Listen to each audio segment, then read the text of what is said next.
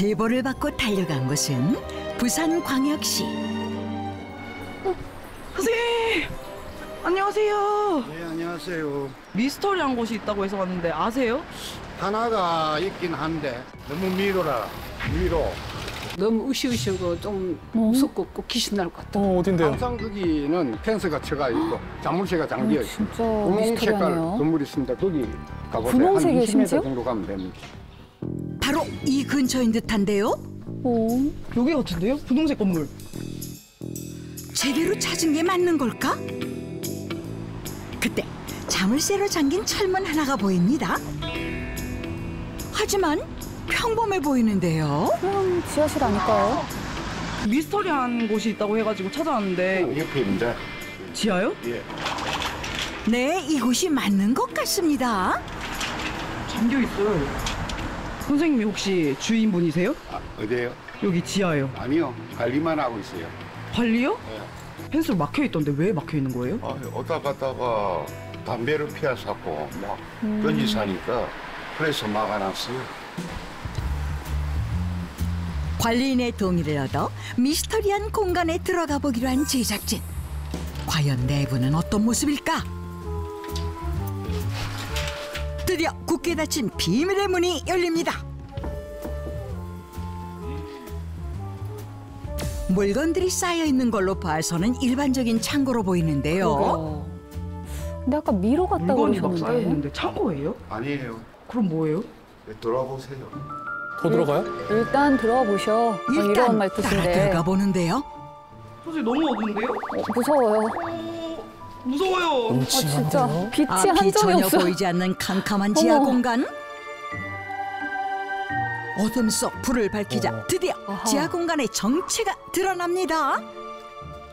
어이? 그래도 너무 심해요. 아니. 끝을 알 수 없는 의문의 공간들이 눈앞에 연이어 펼쳐지는데요. 어머. 어디까지 가요? 일단 지하 공간 방망이 있어요. 내부를 천천히 살펴보기로 한 제작진. 어머나. 마치 체험나. 방처럼 보이는 공간들이 여기저기 보입니다. 그런데 여기서- 문도 없고 크기도 모두 제각각입니다. 문이랑 창문이 아니 당연히 대체 없고. 이곳은 뭘 하던 곳이었을까요? 찍다가 길 잃지 마요. 이게 뭐예요? 저도 모르겠어요. 왜? 네? 모른다고요? 관리자분도 30년 전 모르신다고요. 이사를 왔다는 관리인. 우연히 청소를 하다가 10년 전 이곳을 발견했다는데요. 그럼 방이 총 몇 개인가요? 5개입니다. 꽤 넓네요. 예, 한 100평 정도 됩니다. 게다가 놀랍게도 지하 공간은 한 건물이 아닌 우와. 무려 여러 개의 주택과 이어져 있다는 것. 여러 주택 아래 크기가 다른 5개 방이 배치돼 있었는데요. 뭐 하던 공간이었는지 아세요? 사람이 사는 건 아는데 확실히 뭐 하는 공간인지 모르겠어요. 여기저기 사람이 살았던 흔적들을 발견할 수 있었는데 불을 밝히기 위해 쓴 듯한 전구부터 양초 그리고 운동기구인 아령이요? 아령과 벽에 덧댄 신문지까지 여기 왠지 단서가 될 것 같은데. 오래돼 보이는 생활의 흔적이 남아있는데요. 이게 언제적 신문일까요? 하지만 사람이 살았다고 하기에는 물이 나오는 화장실이나 부엌 같은 생활 공간이 없는 데다 빛 한 점 들어오질 않습니다. 네. 마지막 한 5년 전에 한 집 한 사람 살다가 이제 이사 가봤어요. 연락이 되세요? 연락 안 돼요. 알면 알수록 미스터리한 지하 공간. 혹시 동네 주민들은 이곳에 대해 알고 있지 않을까? 사람이 살만한 장소는 못 되죠. 그 외부 사람하고는 좀 차단대가 있고 그러다 보니까 혹시 사람을 또 감금한 자리인 것 같아요. 위에만 당장에 봐도 옛날에는 판자촌이었거든요. 그게 다 없어지고 이제 공원으로 바뀌고 하는 거 봤을 때는 여기도 충분히 드러나지 않은 피난처이지 않을까 이렇게 생각이 듭니다. 실제 한국전쟁 이후 전국에 많은 피난민들이 모여든 부산. 그렇다면 당시 이곳이 피난처로 사용됐을까? 마을에서 가장 오래 살았다는 주민을 수소문 끝에 만날 수 있었습니다. 말씀 좀 여쭈세요. 내보다 그래 오래 사는 사람들이 없다니까. 그럼 저기 지하 공간도 아시겠네요? 알죠? 어릴 때 그 안에서 놀고 했으니까 불이 안 들어왔거든요. 그래서 촛불 켜고 이래 살았는데 그래서 우리가 막 숨바꼭질도 하고 그래 놀고 했죠. 과거 이곳은 누구나 자유롭게 드나들 수 있었던 공간이었다는데 피난처 아니었을까 이런 얘기도 있더라고요. 예, 피난처는 아닙니다. 피난처가 아니에요? 예, 피난 내려온 사람들은 많지만은 부산에까지는 전쟁이 안 났으니까 이북군이 북계군이 여기까지는 안 왔으니까. 점점 더 미궁 속으로 빠진 지하 공간의 정체. 대체 어떤 용도로 지어진 공간인지 알아보기 위해 전문가의 도움을 받아보기로 했습니다. 근대 역사 전문가 김한근 씨. 지하 공간에 들어서자마자 여러 방들을 꼼꼼하게 살펴보는 전문가. 작은 공간 하나도 놓치지 않는데요. 전문가는 과연 지하 공간의 비밀을 밝혀낼 수 있을까? 굉장히 뭐랄까요, 치밀하게 만들었다라는 게 나타나 보입니다. 치밀하게. 여기다가 환기통을 환기통이 있었군요. 환기통을 따로 만들었고요. 여기도 환기통을 만드는 건 아니거든요. 그쵸. 숨 쉬어야 되니까. 전문가의 눈에 포착된 여러 개의 환기구. 뭘 의미하는 걸까요? 피난처라고 들었는데 맞을까요? 네, 한국 전쟁 이후로 피난처로도 사용되었지만 그 전에는 공습에 대비해서 만든 방공호 시설이었습니다. 방공호라고요?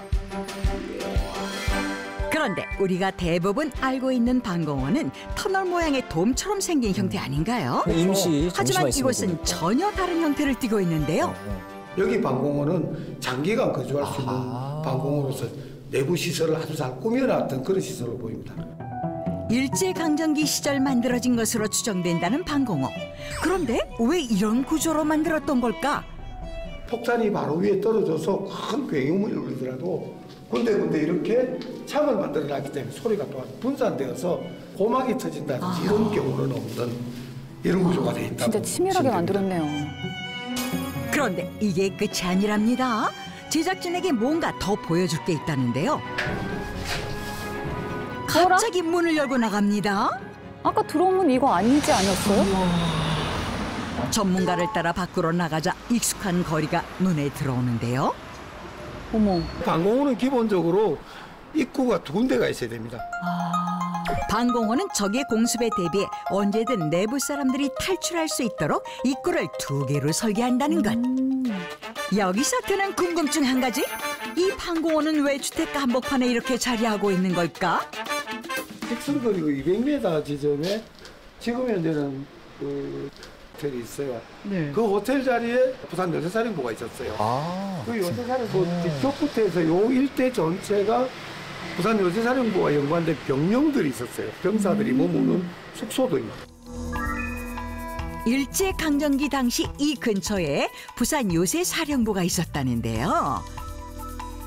제작진이 취재한 결과 부산 요새사령부가 있던 자리에서 얼마 멀지 않는 곳에 지금의 방공호가 있었던 것을 확인할 수 있었습니다. 아하.